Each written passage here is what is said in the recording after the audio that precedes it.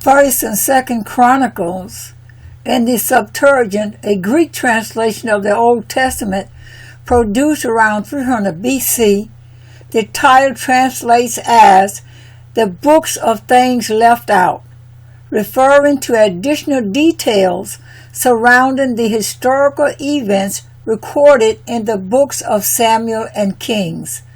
Due to the Judean emphasis of the Chronicles, we learn much more about the southern kingdom of Judah and its kings. The book of Kings contains more detail about the northern kingdom of Israel. The books of First and Second Chronicles were invaluable in the restoration of Judah after their time in Babylon. The remnant returned to a ruined Jerusalem, a destroyed temple, and many other obstacles to their success. They must have felt overwhelmed and forsaken by Elohim. By tracing the history of Elohim's people, the article of the Chronicles reminded the new generation that Elohim had been their help in ages past. By emphasizing the unconditional Davidic covenant, he gave them hope for the future. By including the genealogies, he showed them that they were the ones to continue the legacy. In short, the author of the Chronicles showed a despairing people that they had a powerful, faithful Elohim who would strengthen them to rebuild the temple and the city. To me, see, this makes sense because you have First and Second Chronicles ending the Hebrew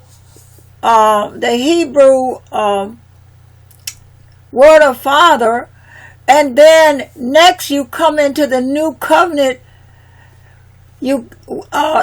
Genealogies are listed in the First and Second Chronicles, and genealogy begin in Matthew to let you know about the genealogy of the Messiah. So that makes sense. Anyway, just something to think about as we continue to study the word of the living Elohim of Israel. Baruch Hashem Yahuwah. We give praise and thank you for giving us this information and opening our eyes and understanding of the knowledge that you've given to us. In Yahushua. Amen. In studying the word of the living Elohim of Israel, what we refer to as the Torah, which is the law, then we have Navim, which is the prophets, and there's particular order in the Tanakh that is different than the order in our King James Version of the Bible and other versions. In the Tanakh, or the Jewish Bible, JPS, the order ends with First and Second Chronicles before we go over into Matthew. So this is something for us to think about. We know that Messiah was all, when he would quote things, sometimes he would say, these are my words that I spoke to you while I was still with you. That everything written about me in the law of Moses and the prophets and the Psalms must be fulfilled. There is a Hebrew order of the Old Testament canon. And Hebrew Bibles are still published in this order. And modern Jews still use this order, although with a different order for the writings. The law includes Genesis, Exodus, Leviticus, Numbers, and Deuteronomy. The prophets include Joshua, Judges, 1 and 2 Samuel, 1 and 2 Kings, Isaiah, Jeremiah, Ezekiel, and the 12 minor prophets. Psalms stood as a synecdoche, a part representing the whole for the writings. The writings include Psalms, Job, Proverbs, Ruth, Song of Songs, Ecclesiastes, Lamentations, Esther, Daniel, Ezra, Nehemiah, and 1 and 2 Chronicles.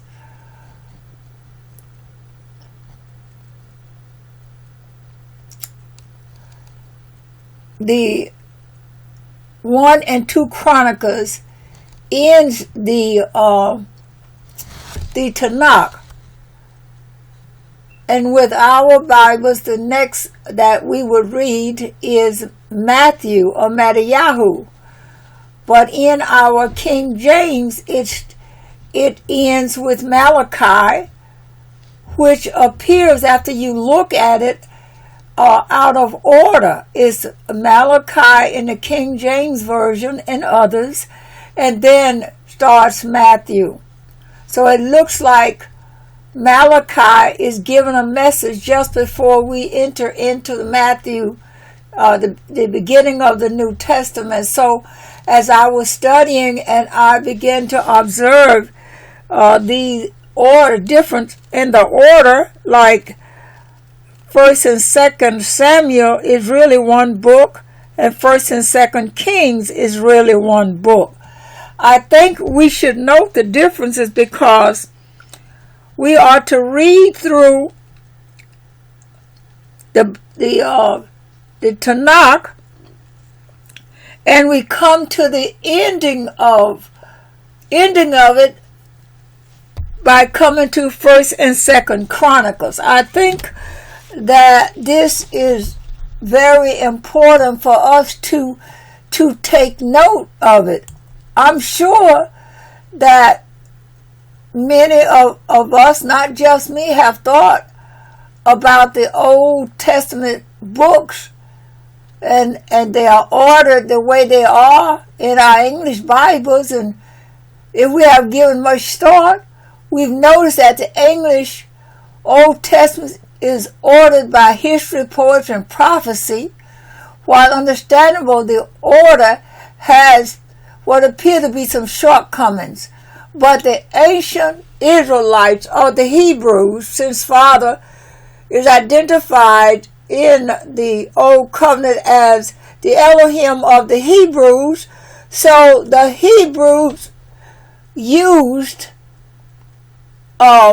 taught from the way the order of everything was in the Tanakh, from my understanding, including our Messiah. Again, Yahushua, and not only Yahushua, but in the days of the Israelite Hebrews, which we identify Jews in some instances, they were referring to the law, the prophets, and the writings. And this is seen in Luke 24:44, where Yahushua told the two men, again on the road to Emmaus, "These are my words that I spoke to you while I was still with you, that everything written about me in the law of Moses and the prophets and the Psalms must be fulfilled."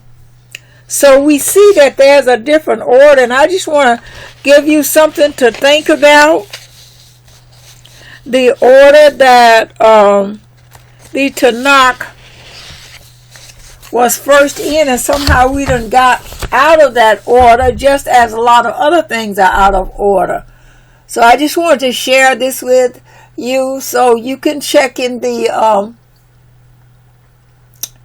where we lead the description, where I put some links there so that you can look at some of these things yourself, and then you can look at your King James Bible and other Bibles and see that they are not, the Old Testament is not in the same order.